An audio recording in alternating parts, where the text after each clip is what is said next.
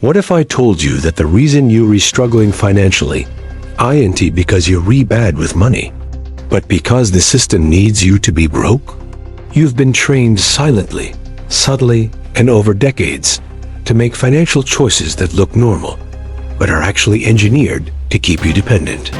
Every time you swipe a card, take a loan, or even deposit your paycheck, you're playing a role in a game you didn't design. But here's the twist. The real traps aren't the big scams or obvious cons. They're habits, everyday behaviors, planted deep in our culture, reinforced by marketing, and protected by billion-dollar institutions. Today, we're going to expose those hidden habits, trace where they came from, and reveal why breaking them is the only way to escape an economy built on invisible debt. Because the truth is, the modern definition of financial success was never meant to set you free. It was meant to keep you spending. After World War II, the U.S. faced a new challenge. The war machine had created a massive industrial capacity factories, supply chains, and labor forces they couldn't simply shut down.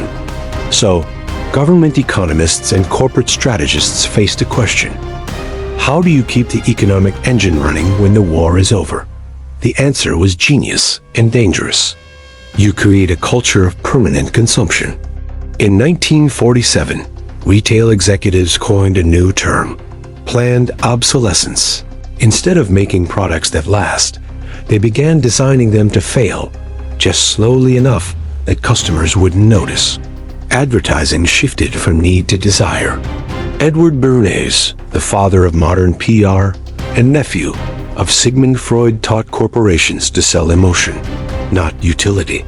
He wrote, "People don't buy things for what they do, but for what they mean." And so, from the 1950s onward, consumerism became the new American religion. Homes, cars, appliances, everything became a symbol of success. But behind that shiny dream was the first invisible habit. You equate spending with progress. Every new purchase felt like moving forward. But in reality, it locked families into a cycle of payments and dependency. Then came the real breakthrough, credit.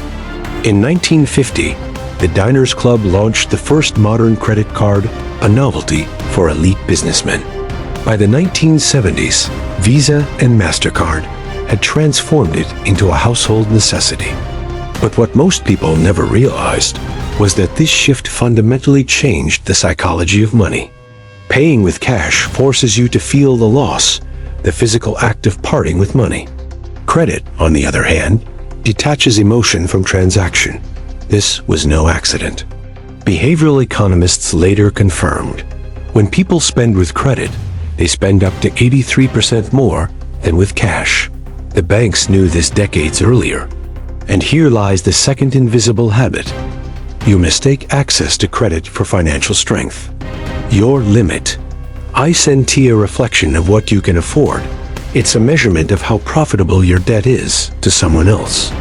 By the 1980s, the U.S. household debt-to-income ratio exploded. The middle class felt richer, but owned less. Homes were mortgaged, cars leased, and college education, once affordable, became a 30-year financial sentence. You weren't just borrowing money. You were borrowing your future income. Then the internet came, a tool of infinite information and infinite temptation. By the early 2000s, online banking and digital payments turned financial transactions into background noise.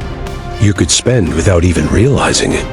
Companies studied every tap, scroll, and pause using algorithms to design frictionless spending experiences.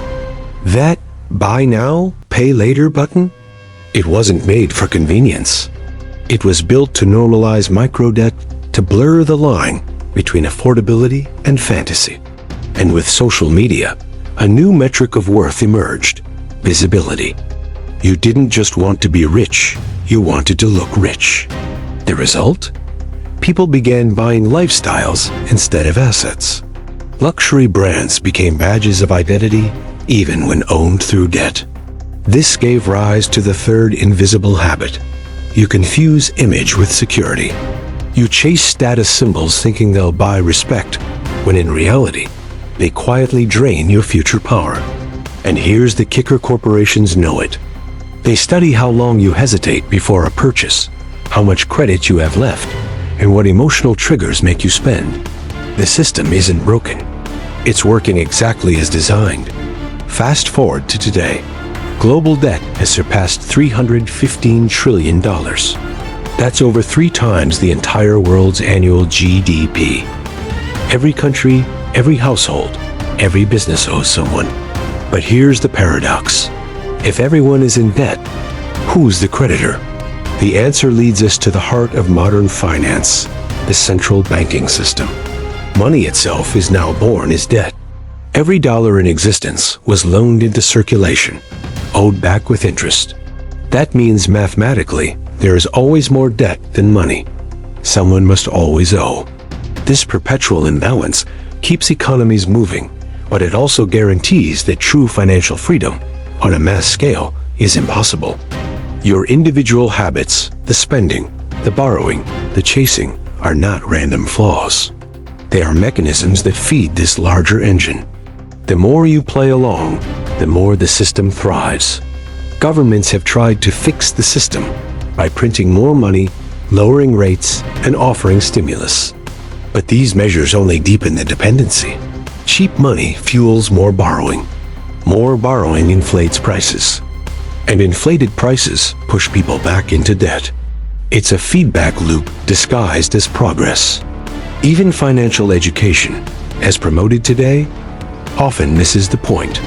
It teaches budgeting within a broken model, not how to question the model itself. You're told to invest early and save consistently, but not told that the currency you're saving in loses value every year. You're told to build credit, but not told that credit is just a polite word for controlled debt. So, the cycle continues quietly, invisibly, and efficiently. Today, financial control has gone digital. AI algorithms now predict your spending habits before you do. Banks use behavioral analytics to personalize your offers, loans, cards, payment plans at the precise moment you're most emotionally vulnerable. Crypto promised decentralization, but even that world became a mirror of the old speculation, manipulation, and hype-driven greed. The same core habit persists, chasing quick dopamine disguised as financial growth. We have more access, more data, and more technology than any generation before. Yet over 60% of Americans live paycheck to paycheck. That's not coincidence, that's design. So, what can you do when the system profits from your bad habits? It starts with awareness and small acts of rebellion. First, question your impulses. Every ad, notification, or limited offer is a psychological trap. Pause before every purchase. Ask, who benefits from this decision more, me or them?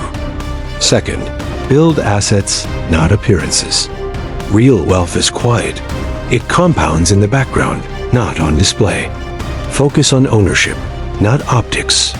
Third, redefine success. The system wants you to measure worth by consumption. Redefine it by freedom. The less you owe, the more power you hold. The truth is, the system only works as long as you play by its rules. But the moment you stop feeding it, when you save deliberately, spend consciously, and question authority, you start reclaiming control. So the next time you feel broke, remember, you're not bad with money. You're living in a system that thrives when you stay blind.